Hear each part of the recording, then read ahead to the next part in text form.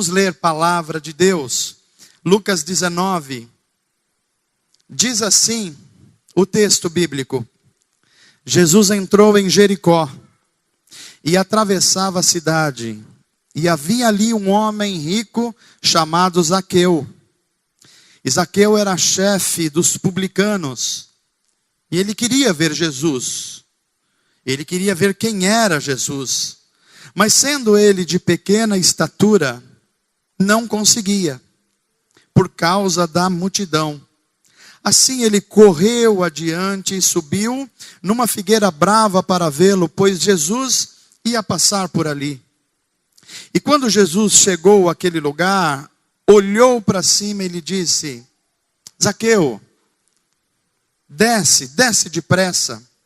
Eu quero ficar na sua casa hoje. E então ele desceu rapidamente e o recebeu com grande alegria. Todo o povo viu isso e começou a se queixar. Ele se hospedou na casa de um pecador. Mas Zaqueu levantou-se e disse ao Senhor: Olha, Senhor, estou dando a metade dos meus bens aos pobres. E se de alguém extorquir alguma coisa, devolverei 4 vezes mais. Jesus lhe disse: Hoje houve salvação nesta casa, porque esse homem também é filho de Abraão. Pois o Filho do Homem veio buscar e salvar o que estava perdido. Amém. Começo a mensagem de hoje com uma história. Certa vez um homem rico, ele perdeu uma bolsa com 500 moedas de ouro. 500 moedas de ouro. Desesperado, esse homem anunciou aos jornais da cidade que ele daria uma boa gratificação a quem encontrasse essa bolsa e a devolvesse. Dias depois, um homem muito pobre encontrou essa bolsa e a devolveu. E o homem rico contou as moedas, e estavam todas as 500 moedas ali. Mas como esse homem era muito avarento, muito ganancioso, ele procurou um jeito de não dar a gratificação prometida. Então, ele olhou para o sujeito, aquele que encontrou a bolsa com as moedas, e disse: Faltam 100 moedas aqui dentro, e você me roubou. Portanto, você não merece a gratificação nenhuma. Vá embora daqui. Indignado, o pobre sujeito foi e expôs o fato, o acontecimento, ao juiz daquela cidadezinha. E o juiz então mandou chamar o rico e perguntou a ele: Quantas moedas havia na bolsa que você perdeu? 500, respondeu o rico. E quantas há na bolsa que esse homem encontrou? 400, respondeu ele. Aí o juiz disse: Então, esta bolsa não é sua. Devolva essa bolsa ao Senhor e desapareça da minha frente diante desse tribunal. Essa história tem uma moral muito interessante. Um homem rico que foi vítima da sua própria ganância. Ele quis ter tudo e acabou sem nada. Gente assim, gananciosa, acaba se perdendo na sua própria ganância. No texto que nós acabamos de ler em Lucas 19, nós percebemos aqui um homem tão rico e ganancioso quanto esse homem da história que eu acabei de lhes contar, que tinha uma bolsa com 500 moedas de ouro. Em Lucas 19 nós somos apresentados a Zaqueu. Quem é Zaqueu? Um homem muito rico, mas é um homem que vive perdido em meio à sua ganância.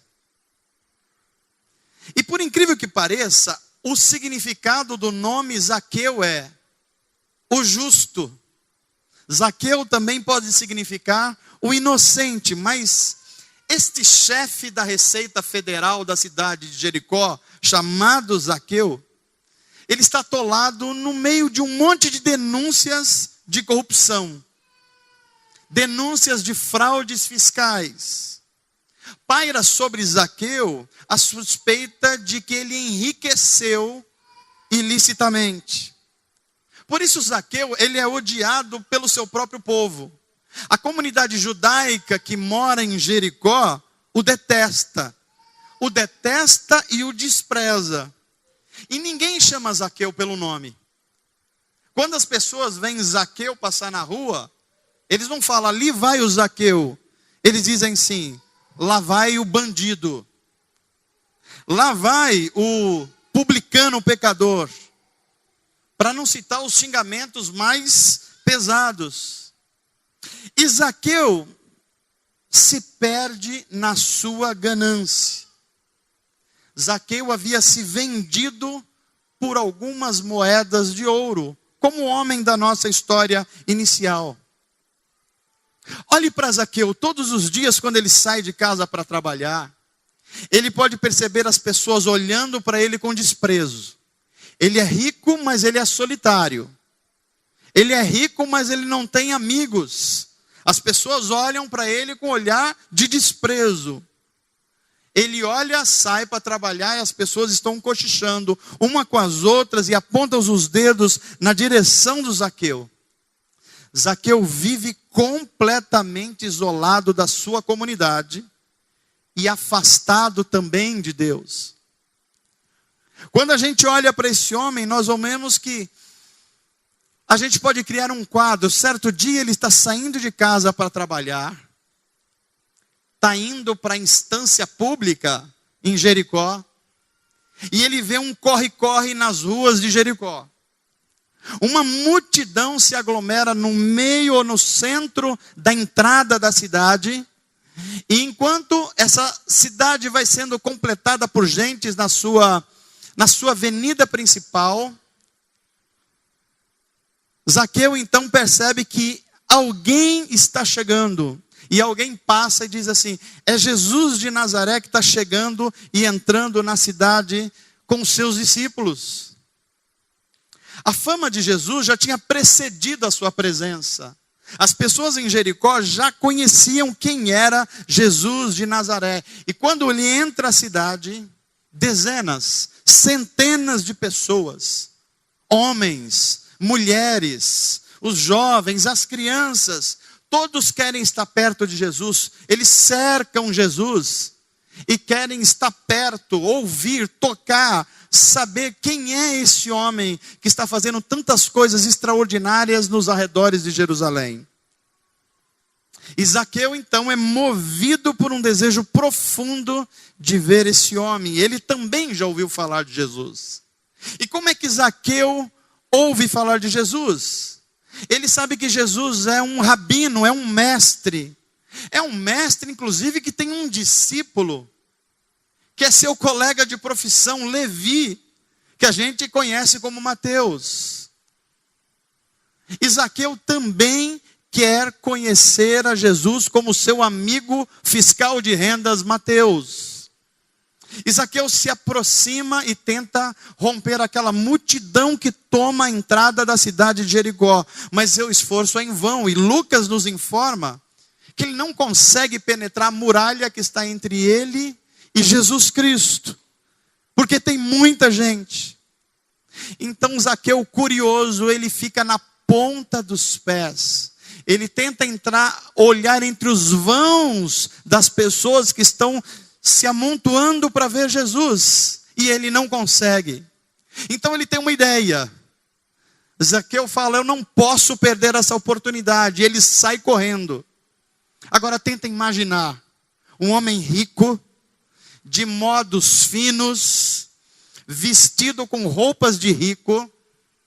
Zaqueu olha para Jesus e tem tanta vontade de conhecê-lo, que ele larga a etiqueta social, ele larga os protocolos, ele levanta a sua túnica, tenta imaginar esse homem levantando a sua túnica, as canelas começam a aparecer, e ele sai correndo pela avenida principal, passa pela multidão, e ele tem uma ideia incrível.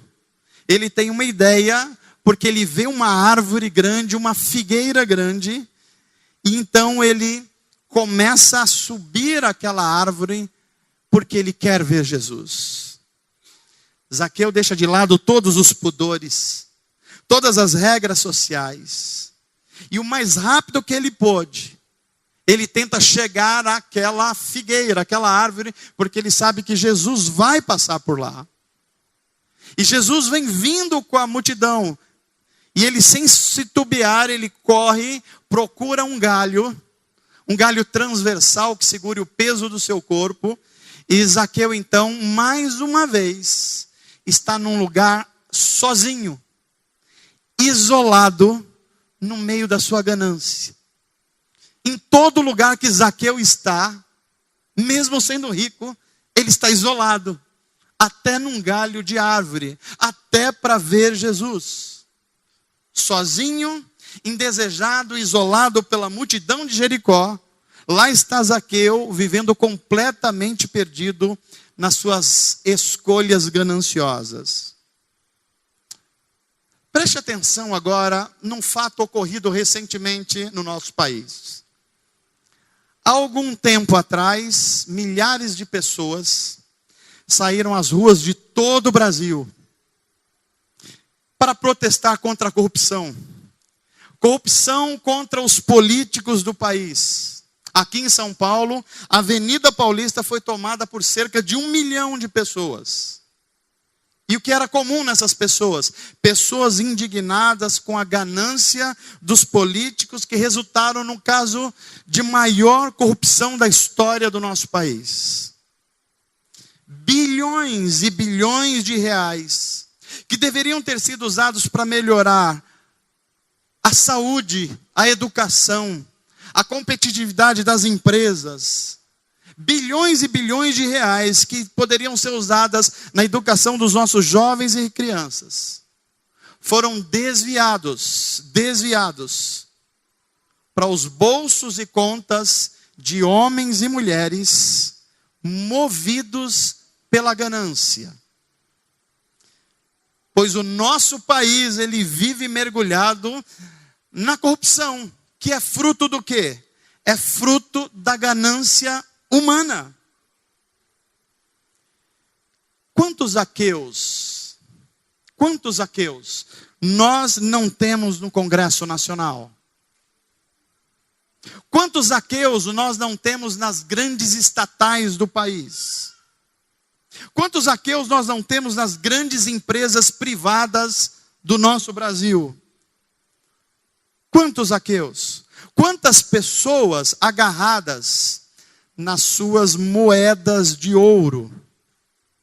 E o povo, esse povo que sai às ruas para protestar contra a ganância e a corrupção, com toda a razão, pois é revoltante tudo o que acontece. Esse mesmo povo que protesta contra os grandes corruptos gananciosos é o mesmo que todos os dias também está mergulhado em pequenas corrupções. Vamos fazer aqui um exercício de imaginação. Tente projetar uma imagem na sua mente da Avenida Paulista com 1 milhão de pessoas, completamente tomada. Ok, agora vamos fazer aqui um exercício de imaginação. Do meio desse 1 milhão de pessoas, elimine da multidão todos que, movidos pelo desejo de se dar bem, um dia adulteraram a sua carteirinha de estudante para parecerem mais velhos e entrarem no cinema como tendo 18 anos. Tirem desse grupo. Continue fazendo um exercício e elimine desse grupo de 1 milhão de pessoas aqueles que um dia compraram um produto pirata ou venderam um produto pirata. Continue com essa imagem na sua mente e tire mais desse grupo, elimine os que já deram uma caixinha para o guarda rodoviário quando cometeram uma infração e não queriam ser pegos em relação a isso. Elimine ainda dessa multidão de 1 milhão de pessoas, aqueles que em um momento da sua vida bateram o cartão de ponto no trabalho para um amigo que ainda não tinha chegado. Tinha 1 milhão de pessoas na sua imagem, eu não sei quanto tem ainda. Mas tirem também aquelas pessoas que um dia pediram um atestado médico falso para justificar um dia que faltou no trabalho. Vai tirando e eliminando desse grupo de pessoas todos que um dia transferiram o ponto da carteira porque já estavam estourados nos pontos e não teriam mais habilitação.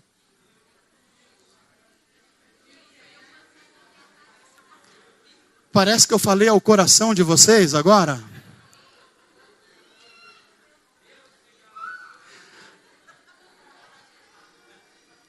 Poderíamos continuar aqui, mas já deu para você entender. Eu não sei como está a sua Avenida Paulista, mas parece que ela está bem vazia. Porque todos nós, em certa medida, cometemos nossas próprias corrupções. E todos nós estamos perdidos em nossa própria ganância. A Bíblia Sagrada vai dizer que a corrupção está no coração do ser humano. E a corrupção é resultado da ganância. E o que é a ganância? Ganância é o desejo exagerado dentro de nós. É a dificuldade que o ser humano tem de se sentir satisfeito com o que ele tem ou com o que ele é. É o desejo de sempre ter mais e de sempre ser mais. Isso é ganância. É a ganância, por exemplo, que leva políticos a desviarem dinheiro público.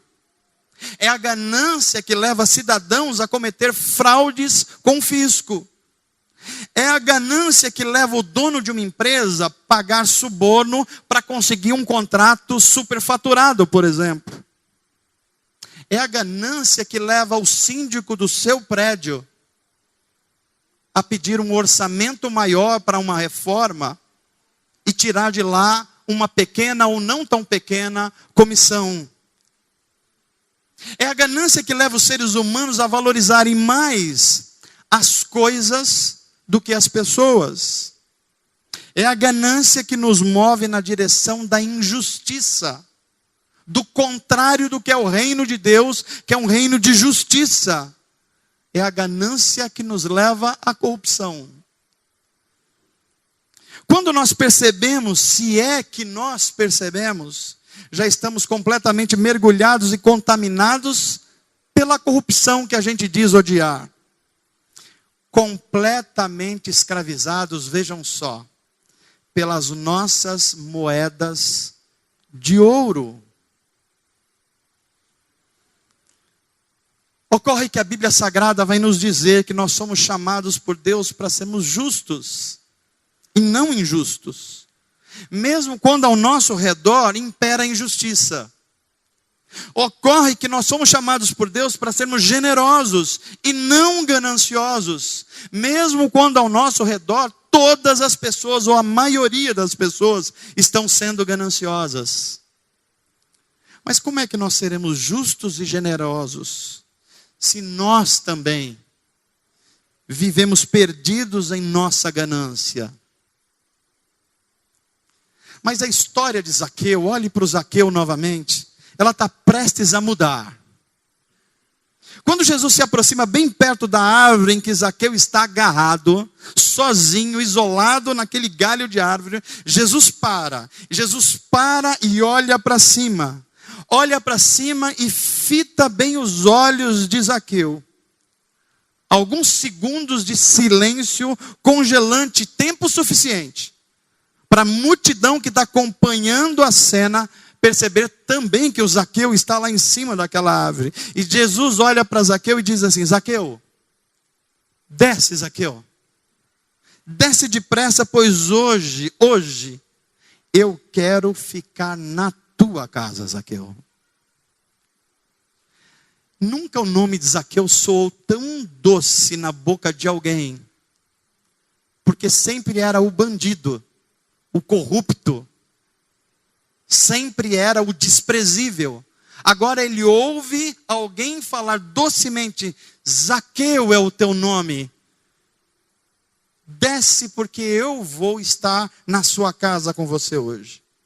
A multidão acompanha calada, enquanto Zaqueu não desce da árvore. Zaqueu despenca da árvore como uma fruta madura. A sua alegria, conforme o relato de Lucas, está tão incontida, tão estampada no seu rosto, que é demonstrada com aquele sorriso que pega de orelha a orelha. Este é Zaqueu, que antigamente vivia isolado na sua ganância. Zaqueu caminha a passos largos ao lado de Jesus até sua casa. Agora imagine as pessoas na rua. Eles conhecem Zaqueu e eles começam a murmurar, indignadas. Elas começam a dizer uns aos outros: que absurdo! Que rabino é este que se hospeda na casa desse sujeito que nós conhecemos? Ele é pecador. Paira sobre ele muitas denúncias. Como pode, onde já se viu um homem como esse Jesus, que a gente ouviu falar da fama dele, entrar na casa desse homem? Mas apesar da murmuração, ninguém pode roubar esse momento de alegria de Zaqueu. Jesus está em sua casa e a graça de Deus invade a vida de Zaqueu, transformando cada centímetro do seu coração, resgatando o perdido Zaqueu da sua ganância, da sua tristeza e da sua solidão.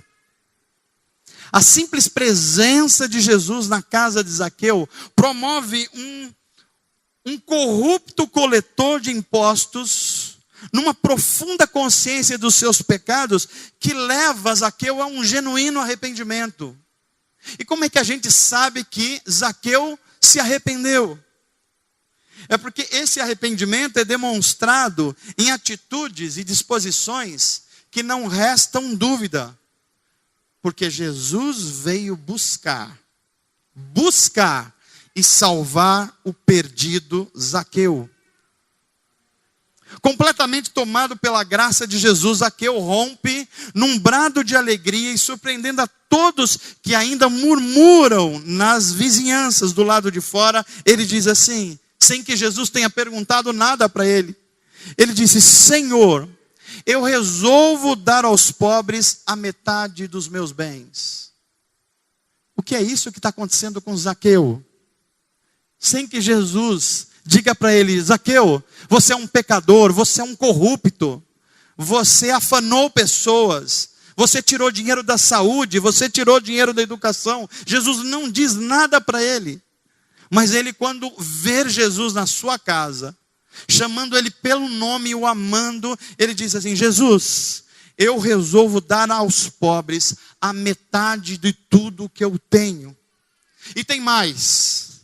Pesam denúncias sobre mim. E se alguma coisa eu defraudei alguém, eu restituo 4 vezes mais. Eu quero lembrar a vocês que a lei de Moisés mandava alguém que roubou o outro entregar o que roubou e pagar uma multa de 20%. Mas alguém em quem o evangelho entrou no coração é alguém tão transformado que ele fala assim: se necessário, eu pago 4 vezes mais. Você que faz conta bem, vai chegar à conclusão que Zaqueu, agora convertido no seu coração, perdoado, topa pagar 300% a mais daquilo do que ele era acusado. Jesus cumpre o seu propósito na vida do perdido Zaqueu. Sabe por quê? Porque Jesus vem buscar e salvar o Zaqueu das suas decisões de ganância. Nós também fomos chamados por Deus para sermos justos e não injustos. E Jesus transforma um homem perdido em sua ganância e injustiça em uma nova pessoa. Que tipo de pessoa? Uma pessoa mais generosa e uma pessoa justa.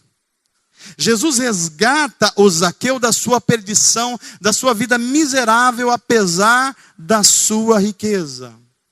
E quando isso acontece, Jesus declara para todos os falsos moralistas da sua época, que protestam lá do lado de fora: hoje houve salvação nessa casa, pois este que também é filho de Abraão, porque o Filho do Homem veio buscar e salvar o perdido. Amém, gente? É o poder da graça de Deus na vida de um pecador. Jesus veio ao mundo para buscar e salvar o perdido pecador. E isso ele fez lá na cruz, como Jefferson nos ministrou hoje. Na cruz, Jesus entregou a sua vida. Ele derramou o seu sangue pelos pecados dos homens. O justo morrendo pelos injustos. O Deus generoso se doando por seres humanos gananciosos. Tudo isso para buscar, salvar e perdoar. Mas a boa notícia é que Deus Pai não deixou Jesus na morte. Jesus ressuscitou dos mortos. O eterno Deus deu a ele um domínio e um poder sobre todas as coisas, nos céus, na terra e debaixo da terra. O poder sobre todas as coisas. E no alto desse poder e autoridade, Jesus Cristo reuniu seus discípulos e os enviou aos quatro cantos da terra, com uma missão e com uma mensagem. Qual é essa missão e essa mensagem? Ele chamou a mim e a você para sair pelos cantos, pelos lugares, pelas vilas, pelas faculdades, pelas praças, pelas empresas, para dizer que Ele continua buscando e salvando perdidos pecadores como eu e você. Há salvação para o pecador arrependido, porque Jesus veio salvar pecadores perdidos como Zaqueu, mas também como nós, eu e você. E assim como Jesus veio buscar e salvar Zaqueu, Ele veio buscar e salvar pecadores como nós. Mas não só como nós. Gente difícil como os nossos vizinhos. Jesus veio buscar e salvar nossos amigos que ainda não o conhecem. Jesus veio buscar e salvar até mesmo os nossos inimigos. Jesus veio atrás de gente que vive agarrada em suas moedas de ouro. Conta-se uma história de um filho que ofendeu profundamente o seu pai. Disse todo tipo de impropérios e injustiças e saiu de casa para viver a sua própria vida. E o seu pai, desesperado, saiu em busca desse filho, procurando por todos os lugares da cidade. Procurou por dias, por semanas, por meses, mas a busca dele foi completamente em vão. Então, assim, num último ato de desespero mesmo, esse pai foi até o jornal da cidade, pagou um anúncio e publicou um anúncio com os seguintes dizeres. O nome do filho dele era Paco. E ele colocou um dizer assim: Paco, meu filho, volte para casa. Volte para casa porque aqui é o seu lugar. Está tudo perdoado. Me encontre às 12 horas na igreja central da cidade. Assinado o seu pai. Quando o domingo chegou, em frente da praça da cidade, havia 800 pacos. De todo o país, apareceram em frente à igreja central, em busca do perdão do pai, centenas de filhos que não sabiam que já estavam perdoados. Essa história nos leva a gente compreender que nós também precisamos do perdão do Pai Celeste. Há muita gente que se revoltou contra Deus. Há muita gente que saiu de casa. Há muita gente que disse: eu vou viver a minha vida do meu jeito. E há muita gente que se perdeu nos caminhos que ele achou que era o melhor para a sua vida. Mas eu estou concluindo a minha mensagem dizendo a você que a boa notícia é que o Pai continua em busca dos seus filhos. O Pai Celeste também escreveu esse anúncio. Só que o anúncio do Pai Celeste foi feito com letras de sangue lá na cruz. E sabe o que estava escrito lá? Filho, volta para casa. Está tudo perdoado, assinado seu Pai Celestial. Jesus Cristo veio ao nosso encontro para nos buscar e salvar, pois Deus nos ama profundamente. A graça de Jesus, que transformou a vida de Zaqueu, continua transformando a vida de muitas pessoas que se encontram perdidas, pois Deus é um Pai generoso. E esse Deus Pai ofereceu o seu único Filho para se entregar por nós, eu e você. E Jesus, o seu Filho, continua buscando e salvando pecadores como eu e você. Ele está agora mesmo com as mãos estendidas, oferecendo a você o perdão e dizendo: filho, está tudo perdoado. Volta para a casa do Pai. Eu estou esperando você. Que você possa perceber esse amor, esse tremendo amor de Deus por você. E que esse amor de Cristo inunde cada centímetro do seu coração, da sua mente, do seu interior, cada lugar mais escondido da sua interioridade. Que Deus faça de você uma pessoa livre da ganância. Que você não seja mais um Zaqueu dos nossos tempos. E que você tenha boa sorte da graça de Deus, de Jesus encontrar você numa das árvores da vida, perdido, isolado e sozinho num galho. E que Ele chame você para descer e dizer assim: você está perdoado. Eu hoje quero cear na tua casa com você. Que Deus faça você essa pessoa livre da ganância. E que Deus faça de você uma pessoa generosa e não gananciosa. Que Deus faça de você uma pessoa justa e não injusta. Mas sobretudo, que Deus faça de você um filho amado e feliz, alcançado pela graça de Deus. Que Deus te abençoe em nome de Jesus. Amém.